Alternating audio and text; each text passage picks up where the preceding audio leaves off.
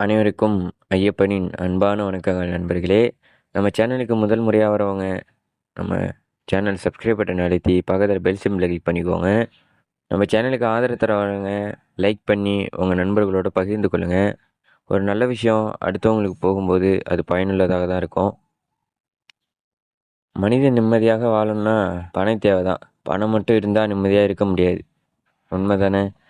பணத்துடன் சேர்த்து ஆரோக்கியம், சந்தோஷம், குழந்தை பாக்கியம் இப்படி சகல ஐஸ்வர்யங்களும் நிறைந்து இருந்தால்தான் நிம்மதியாக வாழ முடியும். சகல ஐஸ்வர்யத்தையும் தருபவள் தான் நம்ம அஷ்டலட்சுமி.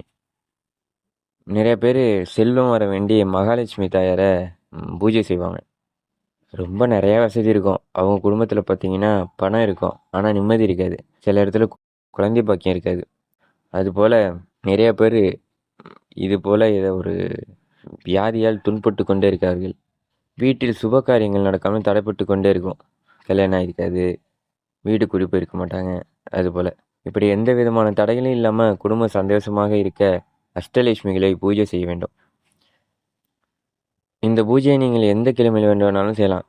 பொதுவாக வெள்ளிக்கிழமை மகாலட்சுமி தாயார் உகந்த நாள். அதனால் இந்த அஷ்டலட்சுமி பூஜையை நீங்கள் உங்களுக்கு உகந்த நாள் எதுவோ அன்றே செய்யலாம். எது தவறு கிடையாது. இந்த பூஜை செய்வதற்கு 9 வெற்றிலை எடுத்துக்கொள்ளுங்க.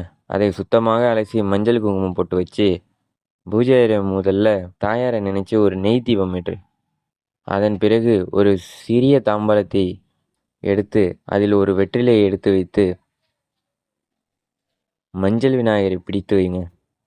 மஞ்சள் விநாயகருக்கு பூவை வைத்துவிட்டு தாயாருக்கு நெய்வேத்தியமாக பஞ்சாமிரத்தை தயார் செய்து வைங்க. அடுத்து விநாயகருக்கு முன்பு மீதம் இருக்கும் இந்த 8 வெற்றிலை இருக்குல்ல, 9 வெற்றிலை சொன்னால் அதில் ஒரு வெற்றிலை நீங்கள் எடுத்து வச்சிங்கன்னா மீதி 8 வெற்றிலை வரும். அந்த 8 வெற்றிலையை வரிசையாக வைத்து விடுங்க. வீட்டில் மகாலட்சுமி தாயார் படம் இருந்தால் அதை எடுத்து விநாயகருக்கு அருகில் வைத்து படத்திற்கு மலர் சூடி விடுங்க. நல்ல வாசனைமிக்க ஓகந்து பெட்டிகளை ஏற்றி வைத்த பிறகு நல்ல தரமான குங்குமத்தை ஒரு கிண்ணத்தில் எடுத்துக்கொள்ளுங்க.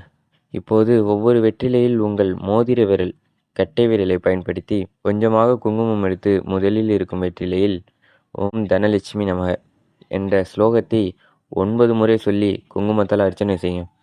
அடுத்த வெற்றிலையில் இதே போல கொஞ்சம் குங்குமத்தை கையில் எடுத்து ஓம் தானியலட்சுமி நமக என்று 9 முறை குங்குமத்தை போட்டு இந்த ஸ்லோகத்தை சொல்லுங்க.